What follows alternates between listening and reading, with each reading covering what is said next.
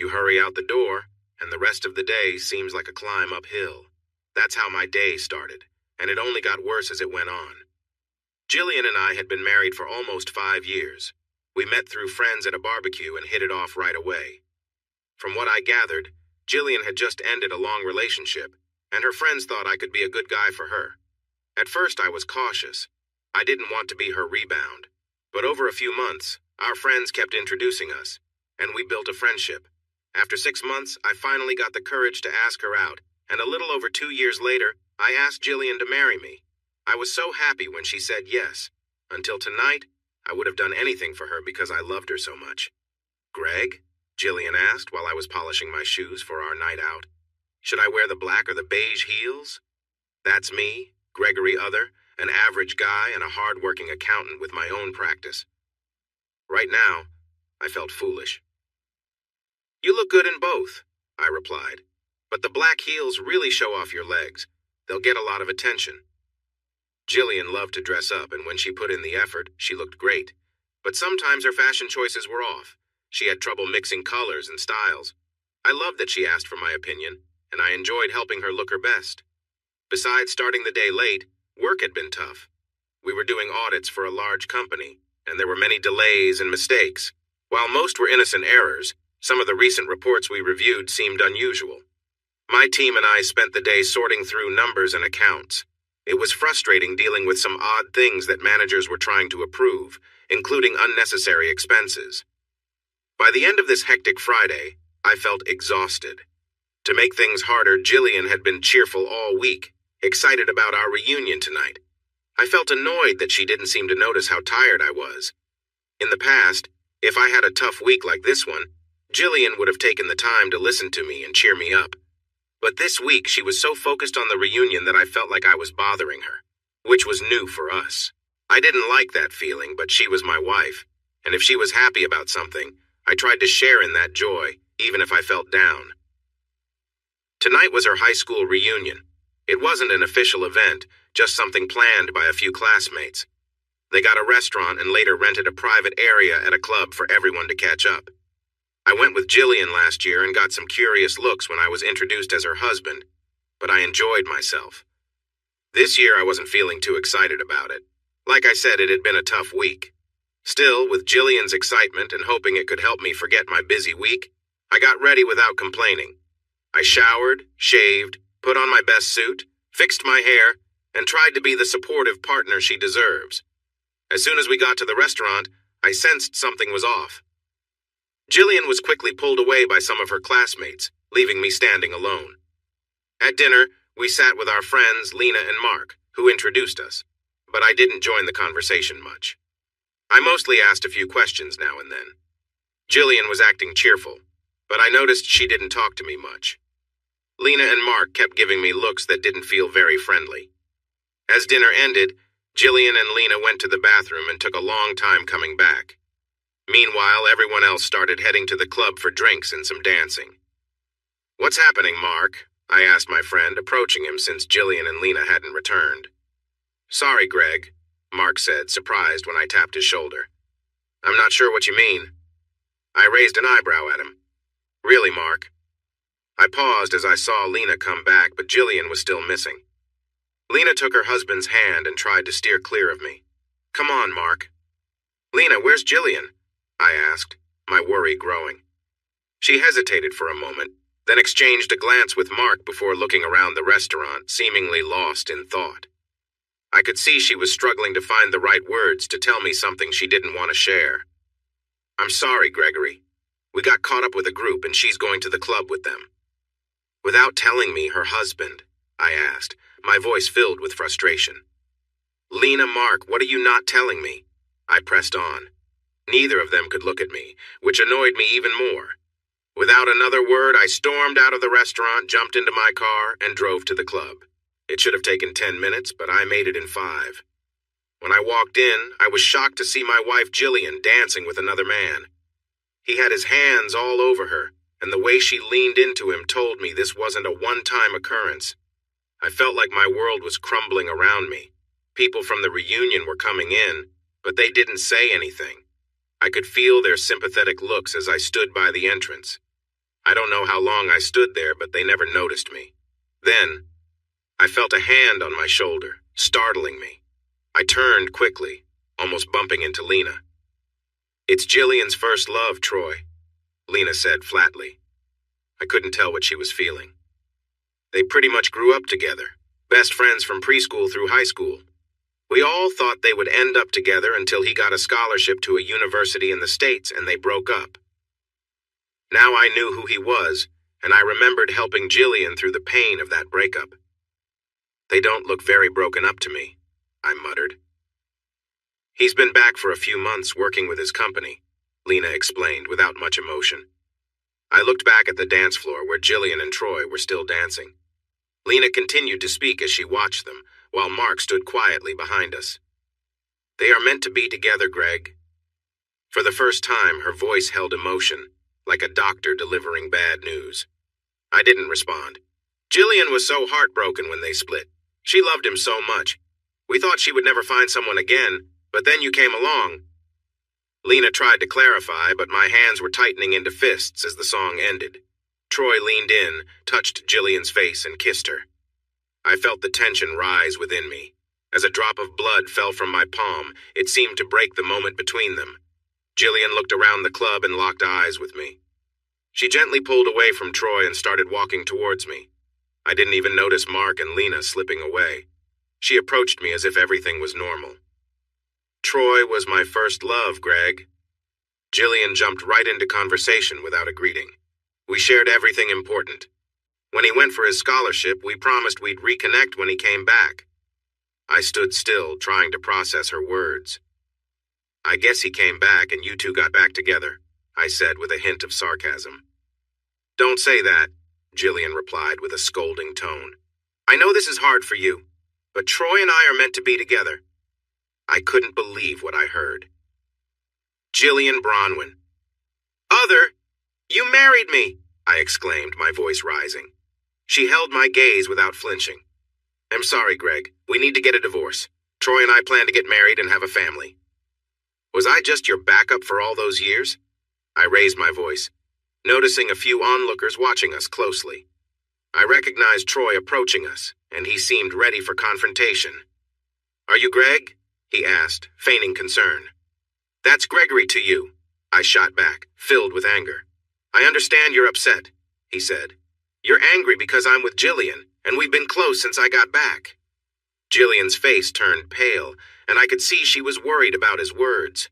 Troy, not realizing how his comment affected us, stepped in front of her defensively.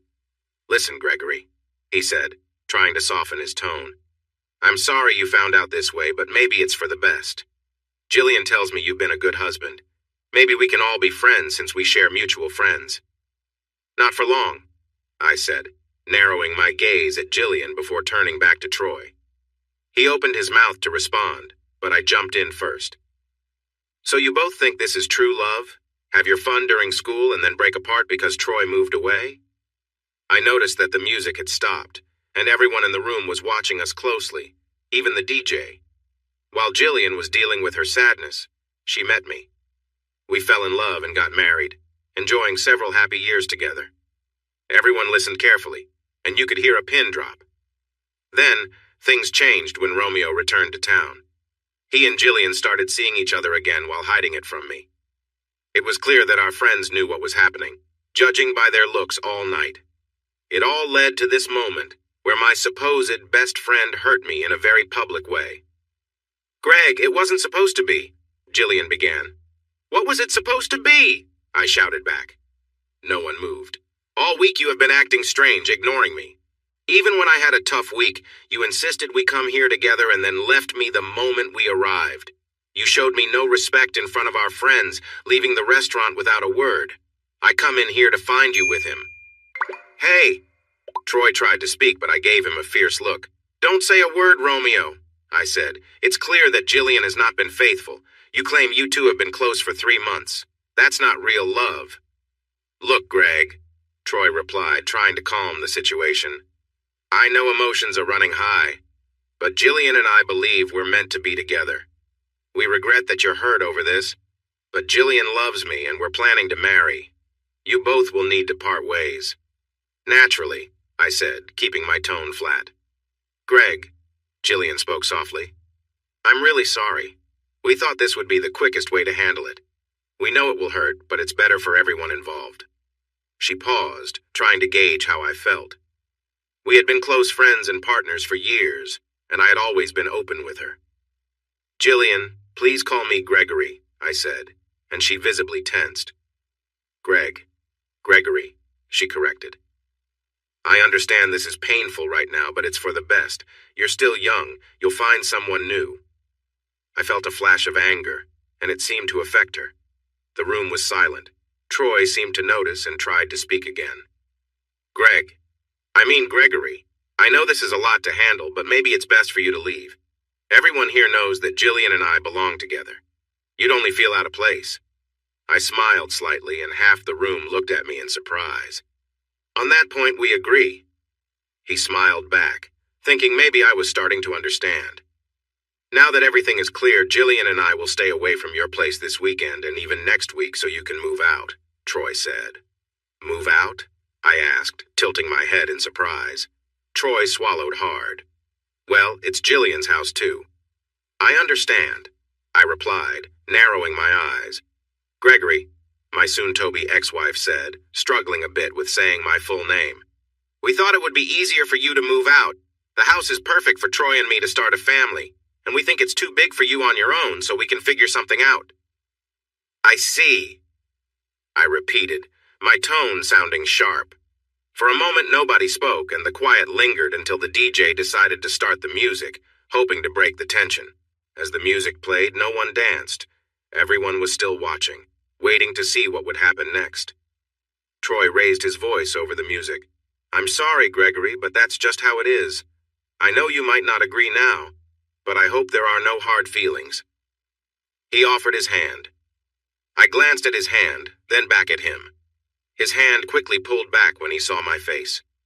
If he could have read my thoughts, he would have felt the anger boiling inside me. Realizing it was time to leave, I turned and walked out. The two bouncers at the door stepped aside to let me pass. As the door closed behind me, the noise inside faded. You good, man? One of the bouncers asked, having seen what just happened. No, not really, but I guess anyone would feel this way after what just happened, I said, trailing off. You know, the other bouncer said, if you wanted to go back in and give him a piece of your mind, we could wait a bit before stepping in. For the first time that day, I chuckled. Both bouncers smiled back. While that's tempting, I think he'll pass on a night in the holding area. They nodded in agreement. Still, the first bouncer said, I've seen a lot working in clubs, but that was one of the coldest ways to end a marriage I've ever witnessed. I'm sorry for what you're going through. I waved off the sympathy. Don't worry about it. I think I'll just go home, I replied. And change the locks, man. Don't let her back in until you have to, the second bouncer added. I raised an eyebrow and smiled. We chatted for a minute before I shook their hands and headed to my car. On the way home, I stopped by a hardware store. It was late, but they were still open for about an hour. I quickly grabbed what I needed. New locks, deadbolts, a few moving boxes, and some packing tape. When I got home, I began changing the locks and putting together the boxes. A few hours later, I had piled up several boxes with Jillian's things. I felt overwhelmed by the shock of being completely abandoned by my wife and friends, so I had to sit down. I poured myself a drink, then turned on my laptop. I checked our bank account and began to do what many people do when they feel betrayed. I blocked and canceled our joint credit cards. Then I opened a new account and moved half of our savings and vacation funds into it. It would take a few days to process, but I had some cash on hand so I could manage. After finishing my drink, I felt a boost of energy and opened our legal folder. Inside, I found important documents like the papers for our house, our investment properties, and the prenuptial agreement we signed when we got married. I know what you're thinking. There's an infidelity clause in it. But that's not the case here. The prenuptial was mostly meant to protect my business assets. When we started dating and got married, I had just begun my accounting firm. I was lucky to have some good mentors who advised me to keep my business in my name alone, and Jillian and I both agreed that my business and its branches would not be part of any separation. Looking back, I realized Jillian likely agreed to this easily. because she already had plans to betray me. She had no idea how much this would end up costing her. That night, I had a restless sleep, but managed to get a few hours before I decided to treat myself to breakfast. I drove around until I found a great Asian fusion restaurant that served delicious breakfast meals mixing traditional Asian and Australian flavors.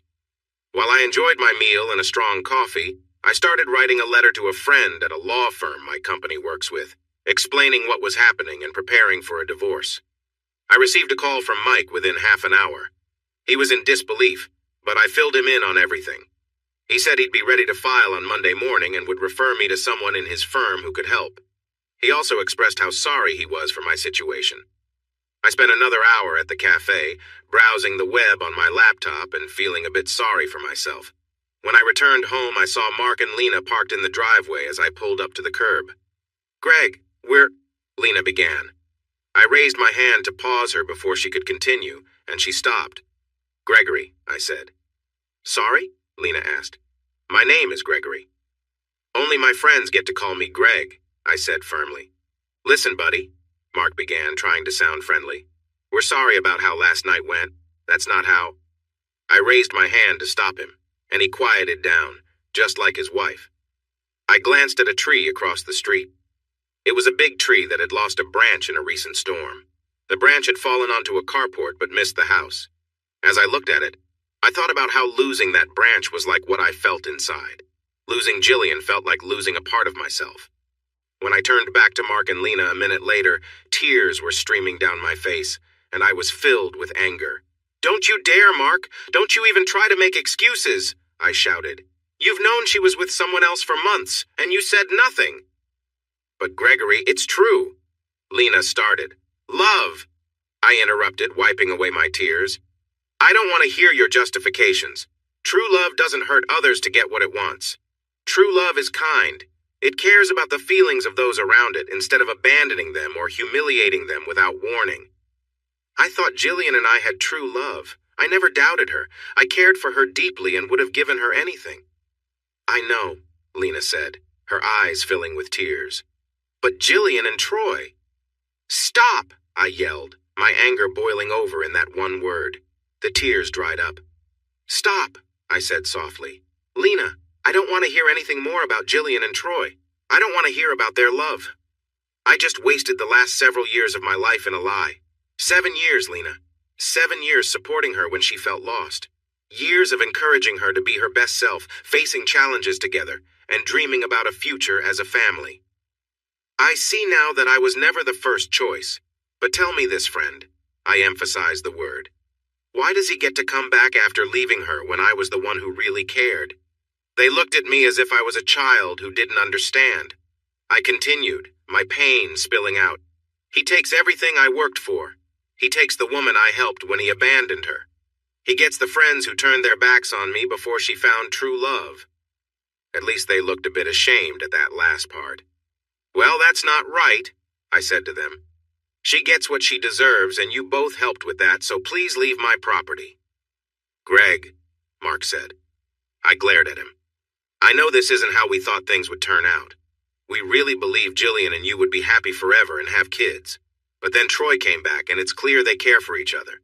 I know it's hard, but they deserve to be happy." "And what about my happiness?" I asked. "What do I deserve?" They didn't know how to respond. I let out a deep breath. "He'll tell you what I deserve. I deserve a faithful partner and friends who care about me, but I have none of that, so forget your sympathy. It seems none of you, including her, care about me if it conflicts with them. If I seem bitter, it's because I am. But just try to understand how I feel," I said. I looked at Lena. "Mark? When Lena finds her true love and leaves you for him, then you'll know how I feel." "But Mark is my—" Lena started, but Mark held her arm to stop her. "Fine, Gregory," Mark said. "You've made your point, and you're not willing to see it from a different angle. We're leaving, but can we do anything for you as a parting gesture?" I thought for a moment and glanced at their van parked in the driveway. "Yes, wait here." In the next few minutes, I brought out several boxes filled with Jillian's clothes and personal items. I placed them in front of them, and a couple of things broke inside. I saw them wince, but they stayed quiet. I thought about leaving these in the driveway, but since you're here, you can take them to her new place, I said. But Jillian said she wanted the house, and you were going to move. Lena started. I laughed, cutting her off. It's not her house. It doesn't belong to her, and it doesn't belong to me either. So she's going to find she's out of luck. Tell her she doesn't need to come back here. Everything that's hers is in those boxes. Also, let her know she'll get divorce papers from my lawyer on Monday. I've already taken out all her things and removed myself from the account, so whatever is left is hers. You're not even... Lena began, then stopped. What? I asked. To fight? No way. She's with him. She's lied to me for years about her loyalty. No, he'll give her what she deserves, nothing more, nothing less. There wasn't much left to say, so I watched them load the boxes into their van and drive away. I think they felt sad. They knew that by supporting Jillian they had lost my friendship, but if they felt bad about it, I couldn't see it. That night I drank too much and cried. I got very upset and punched a hole in the wall. After that, I broke a vase that Jillian and I had bought on our first wedding anniversary. I was filled with anger about being left by my wife and friends, and I made a mess in the lounge room. If something was loose, I threw it. If it was secured, I used whatever I could find to break it. I damaged the walls in the hallway and pulled the doors off the kitchen cabinets, even leaving some dents on the fridge. The next morning, I woke up feeling awful. My head hurt badly and my hands were bruised. I probably hurt my hands and had cuts on my arms. I quickly wrapped bandages around my wounds, knowing I should see a doctor to get checked out. Looking around the lounge room, I realized I would have to replace almost everything since nothing had escaped the damage. The hallway had holes where I had vented my frustration on the walls. In the kitchen, cupboard doors were all over the floor, and the appliances were in strange positions that made them unusable. I felt a pang as I noticed the dents in the fridge, remembering that breaking the metal door had felt like an escape back then. I found some orange juice in the fridge that was still good, so I took a couple of pain relievers and drank it down. After a while, my headache began to ease, and I moved into the lounge room. I sat on the floor among the broken furniture and stared at the cracked TV. The rest of my day went by in a fog. I went to the doctor, who checked my arms. Both of my hands had small fractures, and I needed to keep them wrapped for a while to heal. I received messages from a few people, including Mark and Lena, but I didn't reply. That night, I went to bed without remembering much of anything I had done other than looking at the TV and visiting the doctor. The next day was Monday, and I went to the office at my usual time. My routine started with checking emails from Friday and anything that had come in over the weekend, followed by getting ready for a 9 a.m. team meeting where we would plan our tasks for the week. I had a team of 15 people, and for the most part, we did good work. Around 8:30, my office admin, Colleen, who was in her 50s, came in. She took one look at me, pulled out a chair, and sat down. "Did you have a rough weekend?" she asked, noticing the bandages on my hands and arms. I had always been kind to her during the 3 years we worked together, so when I glared at her, she looked nervous. "Gregory, I'm sorry. It must have been really bad." "What happened?" she asked gently. I sighed and stared at my computer screen for a moment before turning to face her. "Jillian left me for someone else," I said in a flat voice. "What?" Colleen exclaimed. "No, you can't be serious, Gregory." I held up my bandaged hands and I could feel tears welling up in my eyes. I shook my head. "It's true," I told her. "On Friday night, we had a reunion. It felt like everyone knew what was going to happen, including Mark and Lena. They all knew that Jillian and someone else had been seeing each other behind my back for months. They chose to tell me that night." At that moment, I broke down and cried. For the first time, Colleen came around my desk and gave me a hug. I could feel her own tears falling onto my shoulders. I explained how I got drunk on Saturday, filled with anger, and damaged most of the furniture in my house, leaving marks on the walls. I also told her that I had gone to the doctor the day before to get my hands wrapped, all while dealing with a terrible hangover. By the time our morning meeting arrived, both of us had tried our best to dry our eyes. Colleen gathered everyone in our big meeting room on time. Once everyone was seated, I walked in and sat down. "I hope everyone had a good weekend," I said, and while many nodded, they tried not to look at my bandages. This week? I started to say, but Colleen interrupted, raising her hand to pause the meeting. Sorry, Gregory, but I can't let this go. After what you went through this weekend, we can't pretend everything is okay, Colleen said. I paused for a moment and then nodded. Colleen looked at me, and her expression showed she wanted to share at least the basics with the group. After thinking for a moment, I nodded, knowing she would share what would help. Everyone, Colleen started. This past weekend, Gregory faced a big betrayal from his wife and some friends. Jillian has been unfaithful to him for the last few months and chose to leave him in a very hurtful way. By embarrassing him in front of a group of people, some of whom were supposed to be friends. Colleen paused for a moment to let that sink in. Then she turned her attention to one person sitting quietly on the other side of the table. Isn't that right, James? Colleen asked. James Colson was one of our accountants and also a classmate of Jillian. I realized for the first time that both he and his wife had been there on Friday night, watching everything happen. James had kept to himself since coming into the office, trying to stay out of sight. But when Colleen began to talk, he looked worried. When she called him out, he seemed to shrink in his seat as everyone turned to look at him. He started. James, Colleen said in a serious tone. Were you there on Friday night or not? Yes, but James tried to explain. And did you know that your boss' wife was involved with someone from your class? Colleen asked firmly. James seemed to choke on his words. Be honest, James. James glanced down at the table and said quietly, I did. For a moment, there was silence. You could feel the tension in the air. Until today, I would have believed everyone in the room was loyal to each other. Now many people were visibly upset with James. All right then, James, Colleen continued after a brief pause. I think you need to leave the room. You need to consider your future with this firm because if we find out you supported Jillian at all during this past weekend, you will lose your job.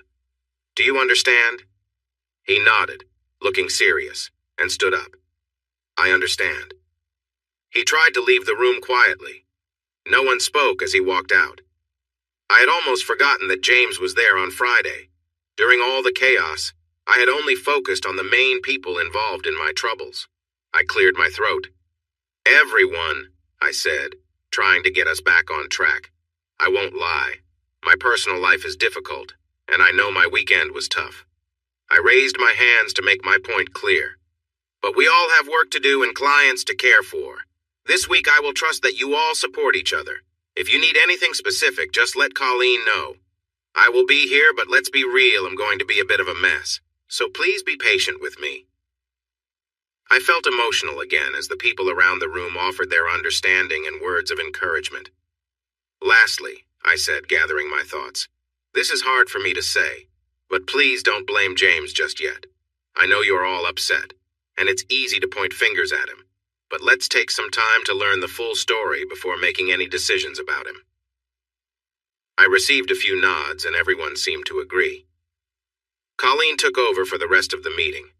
After ending the meeting, I returned to my office and gazed out the window. A few moments later, Colleen knocked. I turned to see her standing there with a quiet James behind her. I invited them in, and James politely closed the door before taking the seat Colleen showed him. I think you and James need to talk, Gregory, she said straightforwardly. I agreed and sat down as James took a seat across from me. My mind was still racing with thoughts, and it was not even 10 in the morning. I could have really used a drink. James cleared his throat, catching my attention. When I looked at him, he seemed to avoid my gaze. So, I started, my tone reflecting the tension in the room. Gregory, He hesitated, then let out a small laugh. Is something funny? Colleen asked, a hint of annoyance creeping into her voice. James smiled a sad smile. No, there's nothing amusing about this situation, he said. My boss feels betrayed. Our class is torn apart and I had my wife yelling at me all day yesterday. I might lose my job too. So no, nothing is funny, but I try to laugh to cope instead of crying. I managed a careful smile back. I had always liked James. He was dedicated. And until this morning, I thought he had a secure place with us. James, why don't you start from the beginning? I suggested, trying to sound easygoing. He nodded and shifted awkwardly in his chair. I guess you've heard about how perfect Jillian and Troy were in high school, he asked. I nodded. I've heard nothing else but that lately, I replied. He nodded again. In high school, I was the math nerd. I wasn't bullied, but I also wasn't part of the popular crowd. Still, we all looked up to Jillian and Troy. They were the stars of our year. He paused, waiting for a reaction. When I didn't respond, he continued. As we approached graduation and university decisions were being made, everyone assumed they would go together. But we were all shocked when Troy said he was leaving for overseas, without Jillian. Another pause. I gestured for him to go on. They broke up the week before graduation. Troy went to some parties, but Jillian stayed back. During the break between graduation and university, I saw Jillian a couple of times. She looked lost and sad. Then months later, I heard that Troy was thriving in the States.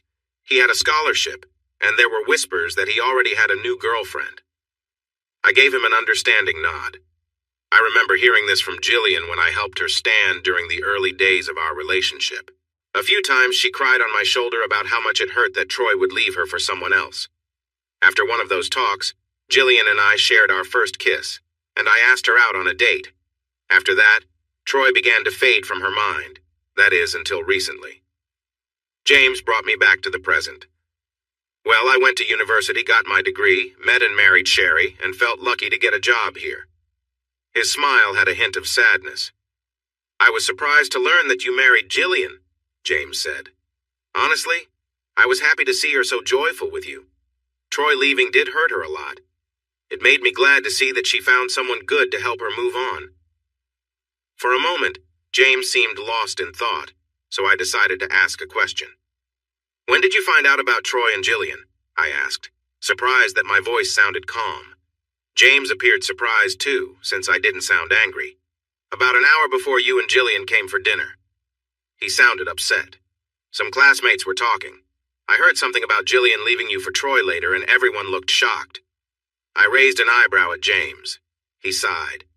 Before dinner, only a few people knew anything, but then everyone started saying that Jillian and Troy were meant to be together. Mark and Lena pulled Sherry and me aside and said it was happening. They felt sorry for you, but said Jillian had made her choice, and you weren't in her future anymore. I wanted to speak up, but then Mark reminded me I worked for you. He told me clearly that if I said anything to you, I would regret it. He insisted it was best for Sherry and me to leave if I couldn't keep quiet. I looked at James. He clearly felt bad remembering that conversation. I noticed a blush creeping up his neck, and his eyes looked a bit wet. I'm sorry, Gregory. We couldn't stay for dinner. Sherry wanted to be there for you, but Mark and some others basically made us leave and told us to stay away. James, I began, wanting to comfort him. He raised his hand to stop me. Sorry, Gregory. I need to finish this. I promised Sherry. I nodded for him to continue. I was shocked, he continued. I had just been thrown out of my class reunion because your wife was about to leave you, and I was caught in the middle. We were upset and didn't know what to do, so Sherry and I went straight to the club. We both agreed we wanted to support you. What happened then? I asked, tilting my head slightly. I didn't notice you there. We were here, but by the time you showed up, we were in the back. Some guys in front of us kept us from reaching you until Jillian let you know we were here. When you left, they let us go after a little while. Sherry and I hurried after you, but by the time we got outside, you were already gone.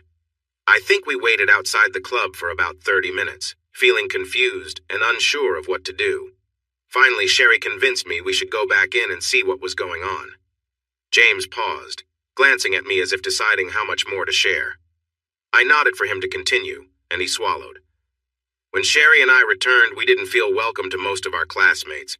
The rest of them were upset, and when they realized I worked for you, they surrounded us and didn't let anyone come close for the rest of the night. And I started but couldn't finish my thought.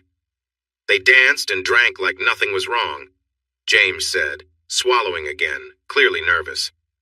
I'm sorry, Gregory, but they acted like you didn't matter. We heard that this had been planned for months. It was even harder to hear that Jillian and Troy are thinking about getting married soon. James stared at the floor, his hands clenched in his lap. That night at home, we didn't sleep well. Sherry and I ended up arguing about everything, even though we both felt disgusted by Jillian and Troy's actions. "This brings us to today," James said as he pulled a piece of paper from his notebook and set it on the table in front of me. "What's this?" I asked, quickly reading the words. "My resignation," he said, looking defeated. I noticed it was signed and dated yesterday. "James," I began. "No, Gregory," he interrupted. "What they did to you was wrong. I couldn't help you even though you've been a great boss and a friend. You deserve better. Sherry and I agreed it's best for me to resign so you won't have to think about what happened on Friday night every time you see me." For a moment, we were silent. I looked at his resignation and let out a small laugh, more like a bark. But for the first time, I felt something other than sadness and anger. Colleen and James looked at me, surprised. I grabbed the paper by the middle and tore it in half. "Your resignation is not accepted," I said. I caught Colleen smiling behind me. James looked stunned. "But Gregory, what? Why?" he stammered. "James, first of all, my friends call me Greg. After what you just shared, I hope you can see me as a friend too. You tried to help me, but they were ready for you. You're here now, choosing to step back because you care. If that's not a friend, nothing is." "James, I feel really hurt," I said. "I am feeling sad and angry inside. I need some fairness in this situation. But I see that you are upset too." James nodded. "Sherry and I thought this was for the best." "I understand," I replied. "That's why I want Sherry and you to stay with us." For the next half hour, we talked. In the end, Colleen, James, and I left my office and called everyone back into the meeting room. I shared how James felt blindsided like I did, and how he was pushed out of his own reunion because of two dishonest people. As I explained everything, any hard feelings towards James went away. By the time we finished, some people even had sly smiles on their faces. For the rest of the week, I spent most of my time at the office.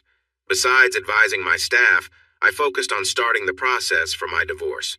Instead of mailing the divorce papers, I had Jillian served at work. In Australia, adultery does not affect divorce, but I made sure my lawyers, Mike and Sally, included a note about it in the legal documents. After Jillian received the papers, I got a few calls and texts from her. I didn't delete them, but chose to ignore them. I figured they would be angry messages, so I let them pile up on my phone. I kept busy managing my bank accounts, listing my assets, checking canceled cards, and dealing with insurance. My team ensured that my legal documents were all in order, and that Jillian couldn't access anything. Colleen came over on Tuesday evening with a meal. She gasped when she saw the mess in my house. The tears she shed while walking from room to room could have left a trail. On Wednesday morning, Colleen contacted my insurance agency to set up a damage assessment. I'm not sure how she did it, but by Friday, she arranged for assessors and cleaning crews to come to my house. Everything was set to start the following week. By Friday night, I felt worn out, both in body and mind. I still wasn't sleeping well, so on Saturday morning, with no work to do, I got up early and went for a run. I ended up jogging down to the local shops and sitting at a cafe where I enjoyed coffee and a croissant before jogging home a couple of hours later. When I got back to the house, I was surprised to find Jillian sitting on the front steps waiting for me. I hadn't seen her since that Friday when she left. She was wearing jeans, sneakers, and a casual blouse, but the outfit didn't quite match. It seemed that the guy she liked didn't help her look her best. I paused halfway up the driveway, a light sweat covering my body as I took out my earphones. The loud music from Anti-Sleep by Blue Stolly stopped when I pressed pause. If you need music to channel your anger, check it out. For a moment, neither of us spoke. "Greg, it's good to see you," Jillian began. I suddenly spat on the grass, interrupting her. "What?" I shot back. "Are you surprised I'm taking care of myself after my wife betrayed me in front of everyone? Did you think I would be so upset that I might lose control and harm myself? You really think I would be lying around unable to cope?" I glared at her, and Jillian had the sense to take a small step back and look a bit pale. "It wasn't like that, Greg. I never meant to." "Hurt me," I almost shouted at her, cutting off her excuses. For a moment she stood silent, then nodded. "Like I can believe that, Jillian. You made it clear you were leaving me while people I thought were friends were there. You chose to break my heart." She looked down. "Greg, it wasn't my idea to do it this way," she said softly. Mark and Troy thought that if we did it in front of others, you wouldn't fight it. I laughed bitterly. You must be joking, I said as I calmed down. We've known each other for years. We were about to be married for 5 years. You thought I wouldn't care when I found out you were unfaithful, or that you were leaving me? Jillian's face turned red. But, no buts, I replied sharply. You lost any right to my care the moment you made that choice. It took me time to find out, but now I know the truth. You can leave now. Greg, that's not fair. I'm still your wife, Jillian said, a hint of anger in her voice. Ha, I scoffed, then started walking up the drive toward the front door. I pulled out my keys and unlocked it. As I stepped inside, she tried to come in too, but I raised my hand to stop her. You can't come in, I said firmly. But Greg, it's still my house too, she protested. I shook my head. No, it's not. It never was. The house belongs to the trust and my paycheck covers the rent every month. She looked at me confused. Look, Jillian, this isn't your home anymore. You don't live here. But wait, I have a few things to give you. I closed the door behind her. As I entered my study, I quickly texted my lawyer to let her know Jillian was here. I picked up a few items and returned to the front door. Jillian was still standing there. Greg, she began, but I raised my hand to signal her to stop. First of all, it's Gregory.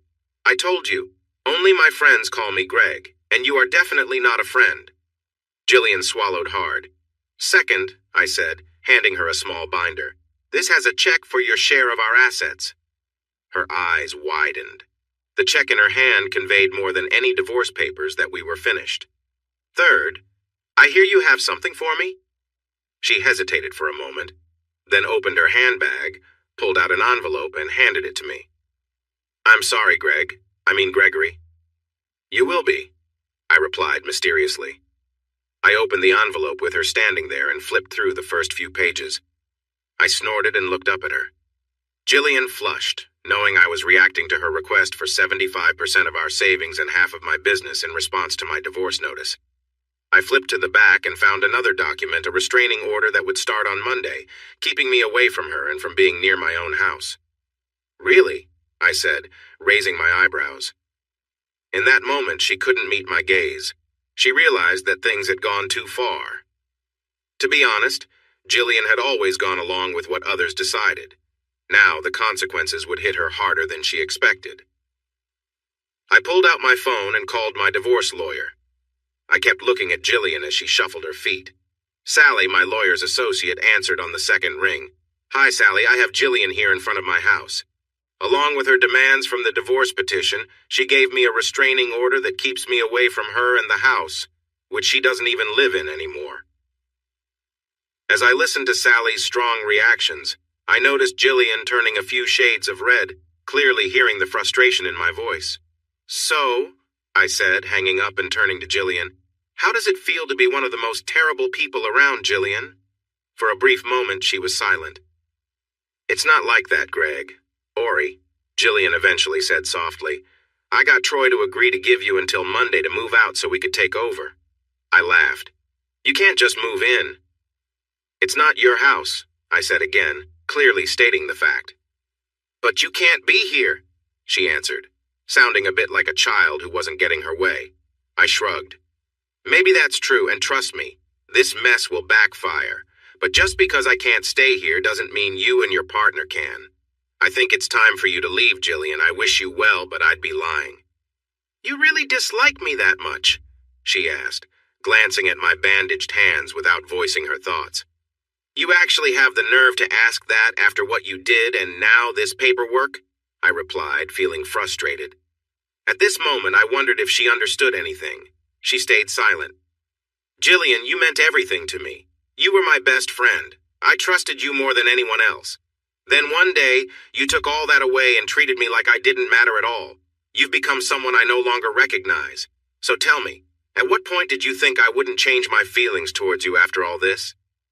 I crossed my bandaged arms. Her eyes widened at my harsh words. She had never heard me speak like that to her before. For a moment, she fidgeted with her hands and looked up at me. I hoped, she started, taking a breath. Gregory, you're right. We had some good years. But the restraining order is just until the divorce is finalized. Mark, Lena, Troy, and I are hoping we could be friends again once everything settles down. I couldn't believe what I heard. Friends! I exclaimed, my arms dropping the envelope in frustration. You must be joking. If any of you were in trouble, I wouldn't lift a finger to help. Friends, you are living in a fantasy, I added, noticing movement behind her. Mark and Lena were coming up the driveway, and I could see the other person waiting by the curb. It seemed they had come from a big truck just as I lost my temper at Jillian. Oh, look, our so-called friends are here now, I said, glaring at them. Greg, Mark said, stepping up behind Jillian. Calm down, you don't need to. Leave me alone, I shot back. We are not friends, and we won't be friendly anymore. Your betrayal is almost as hurtful as the others, so don't think you can say anything that will change the situation. I glared at the couple who set Jillian and me up, and then helped ruin our relationship. Both of you share the blame as much as she does and the person over there, I said, pointing at the one who took my wife but didn't have the courage to stand up for her. Greg, Lena said, trying to sound firm. My anger shifted to her. Don't you dare, Lena. You have no right to talk down to me. You helped my wife cheat on me. Both of you did, I said, now pointing at Lena and Mark. You planned that embarrassing moment at the club to hurt me. They stood silent, and I could see Lena starting to speak, but I interrupted. And don't give me any nonsense about true love. You tried that before. Remember, both of you introduced her to me and encouraged me to marry her. Then, without a second thought, you both betrayed me. If this is your idea of love, then this world is in serious trouble. They looked shocked at the anger in my voice. I paused, and an idea came to me. Lena, do you forgive Mark when he comes home smelling like someone else after being out all night? I asked, smiling with a hint of mockery. Lena's eyes widened as she looked at Mark. Baby, that's not true. Mark started, but I laughed, making them all stare. Actually, it sounds familiar. Mark would tell the guys his little tales. It's like he thinks only part of the club is for that, but if you pay extra, you can get a private dance. And well, those extras add up. I relished their discomfort, watching as Mark stepped back, then he bolted down the road with his wife chasing after him, yelling. I turned to Troy, who looked speechless, then back at Jillian, feeling a sense of satisfaction. Greg, she said my name. I mean Gregory, you didn't need to do that, she stated. I rolled my eyes and leaned in closer. Oh, don't worry, Jillian. This is just the beginning. Mark has many more secrets. My anger won't only go towards them. There are others who will feel my wrath. I smiled at her, noticing how she seemed uneasy at my words. What? What do you mean? Jillian asked. Just leave now, Jillian, I said, switching the subject and not answering her question. Tell Troy to take you away. Get out of this country if you can, because if you stay, neither of you will like what's coming. Greg, what's wrong? Where is the man I love? She asked, not realizing the weight of her words until it was too late. He's gone, I replied flatly. You took my heart and soul, and what's left is something dark, something that will take pleasure in what's about to happen. Jillian was quiet. I took a step back and shut the door with a loud bang, laughing in a way that reminded me of the villains in movies. I looked outside 10 minutes later, and Jillian, along with Troy and the truck, were gone. I sat down on the floor, my body trembling from the confrontation, and I broke down again. I loved her, but I felt anger towards her too. I wanted to see her regret what she did. As I cried for what we used to have, I still wished she would return and ask for forgiveness, using all the familiar lines to win me back. But deep down I knew that wouldn't happen. Even if it did, I could never trust her affection again. The following month was filled with the usual tasks, lawyers, financial statements, and deciding who would get what in the divorce. At work, my team supported me. Colleen helped me find a therapist. I met with him twice a week to talk about my feelings. I moved into a short-term apartment. It was for the best, as I couldn't stay in the house. Colleen organized the cleanup crews and builders to remove the broken furniture and appliances and to repair everything. Despite saying she wanted a quick resolution, Jillian fought over many things. First, there were our bank accounts. We had $20,000 total in 3 accounts, and Jillian claimed that over $15,000 was hers. Then there was the house and some investment properties. I had already owned our home before we got married, having taken a big loan for my business. As the years went on, paying back that loan and investing in 2 more properties turned out to be smart choices. Jillian helped with some improvements, but all 3 houses were in a trust where neither of us could directly benefit. She tried to fight for them with the lawyers I guessed she was paying with help from her new partner, but it was pointless. Those properties were out of her reach, and I felt a small sense of pride that she wouldn't see any return on those investments. Next came the furniture and jewelry. I had my lawyer note that all of her things were packed in boxes and sent to her. I made a list that included shoes, earrings, and necklaces from the boxes I packed for her. My last thought was about Jillian. She claimed she deserved half of my business because we had been together right after I started it. Sally clearly explained the rules of the prenup and even took a moment to tell Jillian that she wasn't entitled to anything from other accounting. In the end, Jillian received $10,000, which I suspect she mostly spent on lawyers. I wasn't happy, but it felt good knowing she ended up with so little while I kept my houses and my business, which were worth much more. Sally made it even better by somehow getting Jillian to return her wedding and engagement rings. The restraining order was lifted since Jillian had no right to the house. She couldn't get in anyway because the locks were changed, and I had a security company checking the house a few times a week before I moved back in. With everything settled, we had a couple of months to wait for the divorce to be final. I didn't hear much from Jillian. However, James and Sherry received many questions from people from the reunion who were still in touch with them, and they both strongly asked everyone to stop asking. James discovered that Jillian and her new partner were living in an apartment in town that was provided by his workplace. It was a 6-month lease, after which she would either have to pay for it herself or find a new place. Putting 2 and 2 together, it seemed she thought that getting with him would mean she had a ready-made home. Too bad for her. The next surprise came in August, just a couple of weeks before the divorce was finalized, and tax season was in full swing here in Australia. There are a few busy times for accountants during the year. For small businesses, August and September are the peak months as they try to get their taxes completed and refunds handled quickly. We didn't do much small business tax work, but over the years we had helped out some friends. I was surprised when one of those businesses showed up on Tuesday morning. I never expected to see them. "Gregory, come on, man. You've got to help me out," Mark was saying, looking worried as he sat across from me at one of our meeting tables. Lena was beside him, looking down. Just one glance told me that their relationship was in trouble, likely from our last meeting. "Why?" I asked, enjoying their discomfort. Next to me was James. For the past few years, both he and I had helped with the taxes for Mark's import-export business. It was a tricky situation to make sure everything was done correctly with the paperwork and financial details. We received good payment for our efforts. Mark could leave for another place, but it would cost him more and take time for a new company to understand his needs. "Really? Are you going to make me plead, Gregory?" Mark said with a hint of desperation in his voice. I chuckled, and James smiled too. "Pleading might add something to this, but I wonder why you are here. You all wanted to make things harder for me.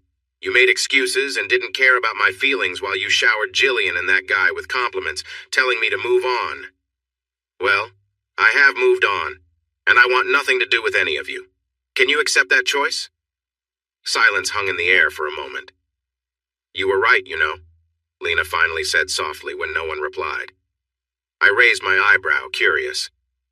"What do you mean?" I asked. For a second, Lena looked at Mark, her expression changing. I was surprised by the anger there, but it quickly faded into sadness. Mark looked down at his hands, quiet. "About the club and what happened in that back room, you were right," she said, her voice heavy with emotion. I couldn't hide my surprise. When Mark bragged about it, I thought he was just exaggerating. I had shared that story to hurt them, not believing it was real. "Wow, really? So, Mark, you were telling the truth?" I asked, still in disbelief. He glanced at me, then quickly looked down and nodded. I turned to Lena, raising my eyebrow again. "You were right, Gregory, and not just about Mark," she told James and me while Mark remained quiet. "We got so lost in the romance that Troy and Jillian presented that we forgot about you. I started to reply, but Lena shook her head. For once, I kept quiet. That day when you told us about Mark, I thought you were trying to upset us at first, but then I saw the look in his eyes and I knew you were sincere. But you didn't know it was true, did you? Lena asked. I shook my head, a bitter laugh escaping me. Figures. She paused, looking at me with sadness in her eyes, directed at me this time. We all knew it would hurt you, Gregory. When he returned and others talked about it, we all realized it was wrong but got lost in the idea of it being true love, convincing ourselves it was fine. Some of the loudest voices, like my husband, she said with a mix of regret, were just trying to ease their own guilt by saying you were fine to cover up their own mistakes. I looked at the troubled couple. Mark couldn't look any of us in the eyes, and Lena was close to breaking down. And now? I asked simply. Lena let out a bitter laugh. Now let's just say our choices have come back to haunt us. We hurt someone we cared about and my marriage is hanging by a thread. I'm not sure it will last. I turned to Mark, who said nothing. I knew he was listening, but he couldn't lift his head. If they thought I would feel sorry for them, they were wrong. I can't say I'm unhappy to see you both struggling, I said gently. But I have to make a decision as the managing partner of Other Accounting. It's not in the best interest of the business to keep working with you. I watched Mark's shoulders drop. However, I continued. Mark looked up at me with a glimmer of hope. I can show a bit of mercy. Even if you don't deserve it, I can recommend 3 companies that may take on your account. James has their details. James slid a piece of paper across the table. If you're interested, just let James know, and we can pass your previous year's financials to any of them. The hope in Mark's eyes quickly faded to a blank stare. That's it? Mark asked. Just a recommendation? You're really done with us? Yes, I replied, shrugging. You chose to harm my marriage by supporting Jillian and her partner, using words like true love with no regret. You even laughed while doing it. This is cause and effect. You interfere with my life, and I have to do the same with yours. With that, I got up and left the room without saying goodbye. A little later, James told me they had picked another firm, and he would share the details in a couple of days once Mark and Lena signed the necessary papers. Over the next month, I had to repeat the same conversation with 3 more clients who had also supported Jillian.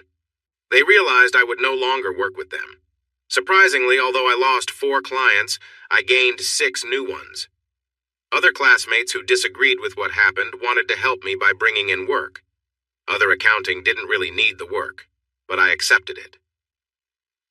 August turned into September, and my divorce papers finally came through. By this time, I had moved back into the renovated house. My arms were fully healed and no longer itchy. I missed looking tough, but I wouldn't miss the irritation of the bandages. The day I got the paperwork, I also missed a call from Jillian that I didn't return, along with a text that I read. It simply said, "Goodbye, Gregory. I'm sorry. I wasn't sure how to feel." Did she regret what she had done?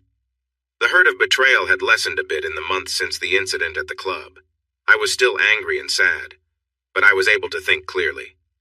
If Jillian could leave so easily, then she wasn't the right person for me. That weekend, Colleen and some of my coworkers surprised me with a barbecue at my place. I was taken aback, but ended up hugging many people throughout the day. I only got to chat with a fraction of the guests. All afternoon, I was surrounded by people. Colleen, James, Sherry, and others from work were there with me. At one point, I sat with a drink while James cooked on the barbecue. Sherry was next to me, and I felt very emotional watching kids play a game in my backyard. I realized that Jillian and I would not have the family we had talked about for years, and that hit me hard. Then I felt a light kiss on my cheek and turned to see Sherry sitting beside me. She took my hand and touched my cheek gently. "I understand, Greg, but there will be happiness again. Don't shut yourself off. Today you have many friends and family here to support you. What happened wasn't right.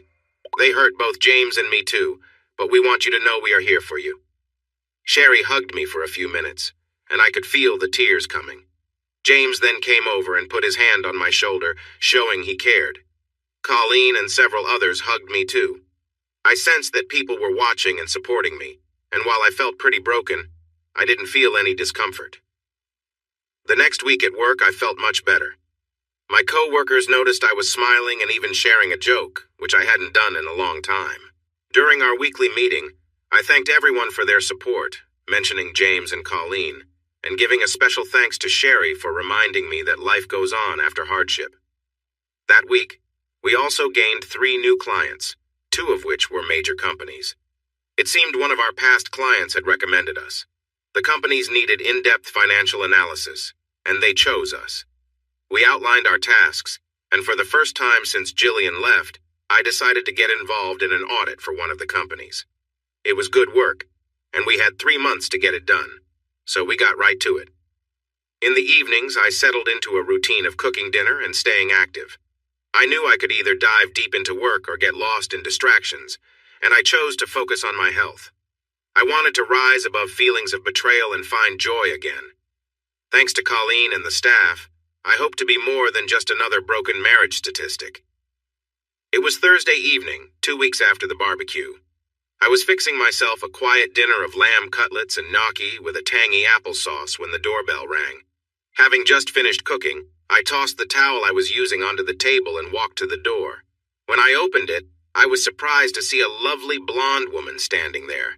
She was a little over 5 feet tall and looked a bit nervous. Before I could greet her, she stepped closer, pulled me down by my shirt, and kissed me. At first, I was taken aback, but her soft lips surprised me.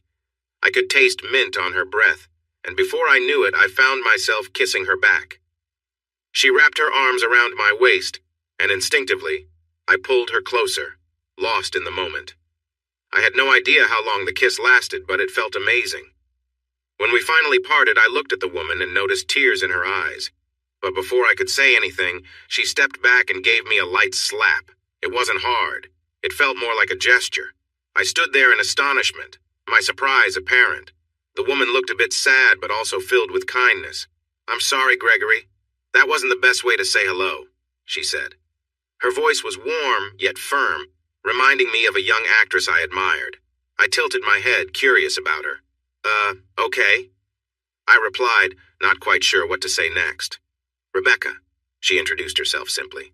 "Rebecca," I repeated, taking it in. For a moment, we stood in silence. "So, Rebecca," I asked, looking at her curiously, "what brings you to my door this evening?" She smiled playfully. "You," she answered. "I guess I should have figured that out from your greeting. But why are you here?" I asked, a smile creeping onto my face. She seemed like a playful kitten. "Because you need me," she answered, her smile matching mine. "Really?" I said. "So tell me, why do I need you? I mean, I enjoy a kiss like anyone else, but after that, I'm left confused by your reaction." Now, I noticed a sparkle in her eyes. "You think I'm beautiful?" she asked, tilting her head slightly. I nodded. "You are gorgeous," I added, feeling quite taken by her. "Thank you, Gregory," she said, her cheeks turning red as she gazed down. She wore a dark blue sundress that looked lovely against her blonde hair. I caught a glimpse of her strong legs that were matched by a lovely face, high cheekbones, big blue eyes, and a cute nose. She was someone who would turn heads as she walked by. "Something smells nice?" she asked, sniffing the air. I sighed happily with the little game and opened the door for the woman who seemed to be here for me. I felt sure she meant no harm, and I was curious about her visit. We chatted about simple things for a moment as I led her to the kitchen.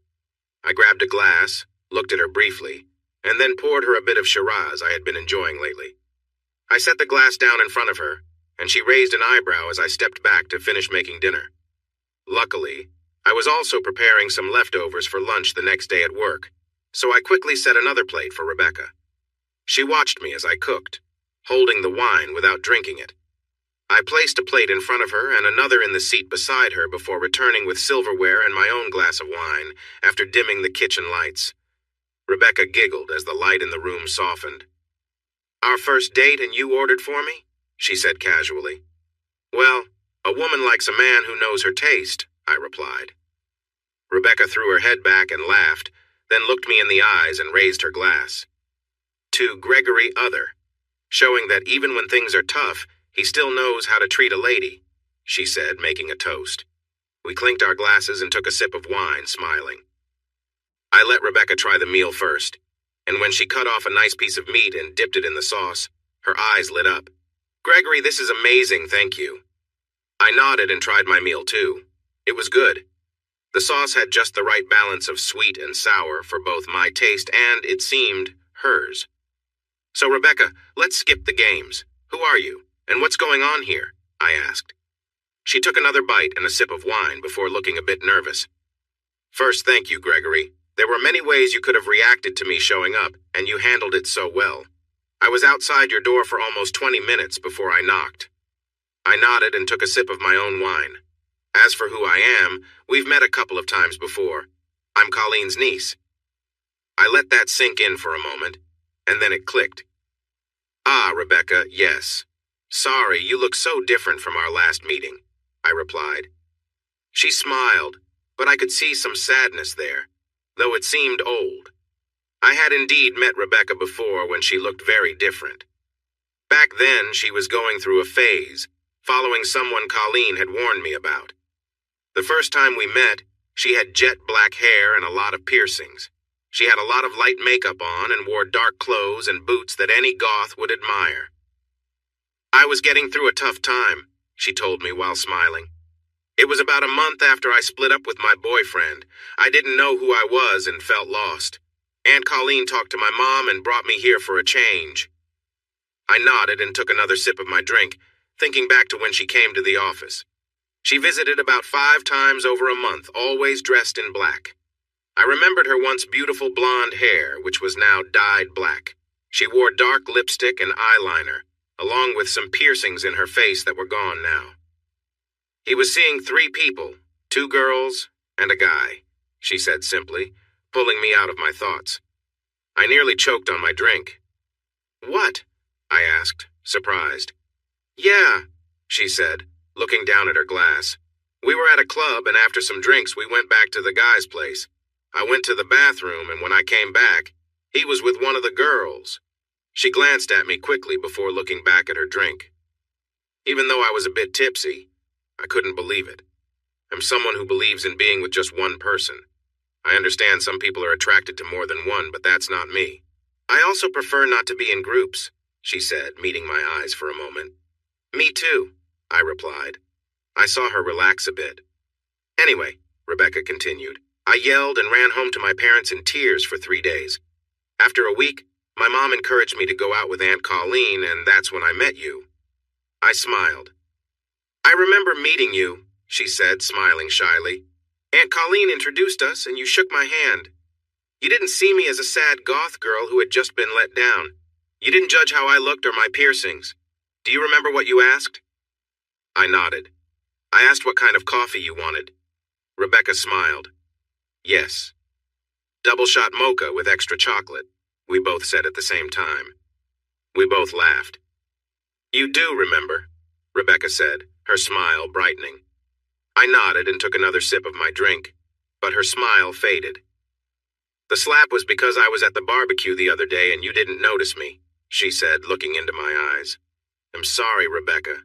It was a tough day," I replied genuinely. She gave me a small smile.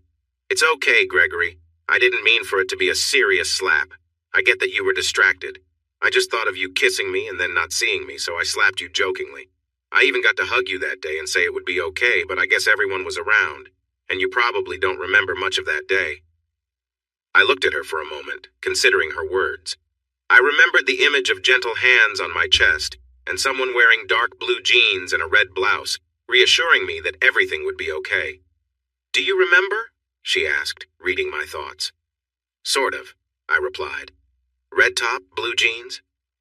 Rebecca smiled and nodded. "Recently I talked to Aunt Colleen about you," Rebecca said, her cheeks reddening a bit.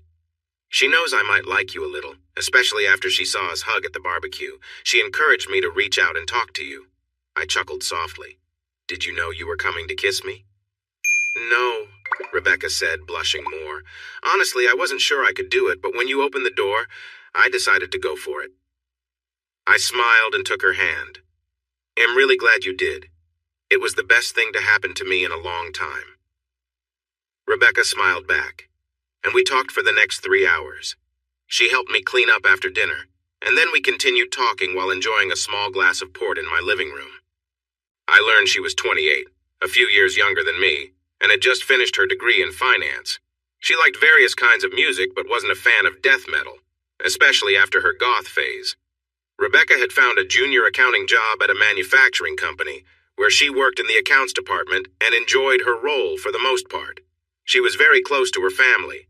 Her parents had been married for 30 years, and she hoped they would be together for many more. She had one younger sister who lived in New Zealand, but they could only talk about once a month. Rebecca enjoyed visiting the beach, but had sensitive skin, so she usually stayed out of the water. She had 2 boyfriends in the past, one of whom let her down, and she regretted giving him her trust. We shared many stories that evening.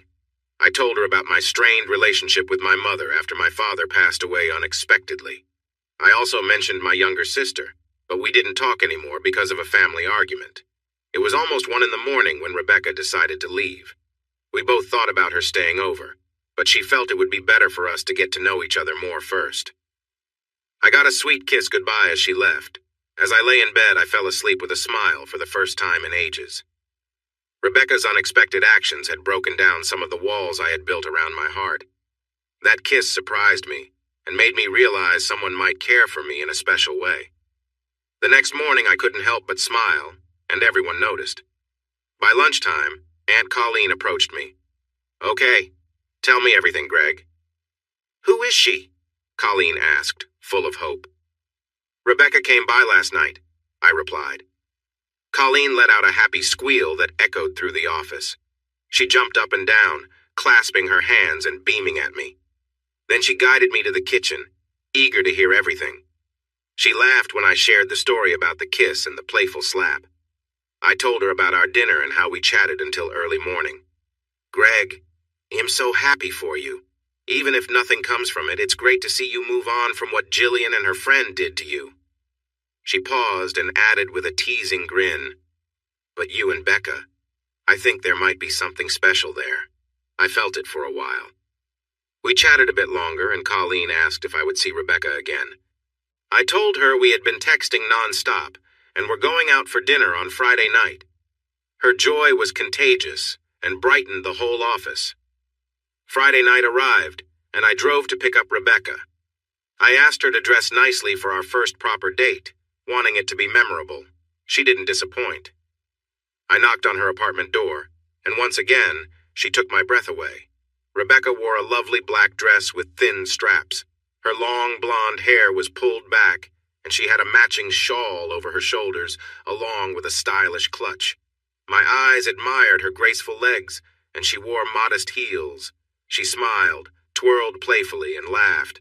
"Wow, I think I'm doing great so far," she teased. "You seem speechless." Before she could say more, I stepped closer and hugged her. I looked into her eyes for a moment, leaned in, and kissed her softly. "Hello, beautiful," I said as I let go of the hug. "Wow," Rebecca said, her eyes closed. I chuckled, and when she opened her eyes, she smiled brightly. We walked outside hand in hand, and when I reached for the car door, Rebecca paused, staring in surprise. "This is your car?" she asked. "Yes," I answered, and her eyes widened. "Yes, I'm a Mustang fan, and not just any Mustang. I own a 1967 GT. It's classic gray with black racing stripes and some upgraded features. I was surprised Jillian didn't try to take it in the divorce, but she likely knew I wouldn't have let that happen. This car was my treasure, only brought out for special moments."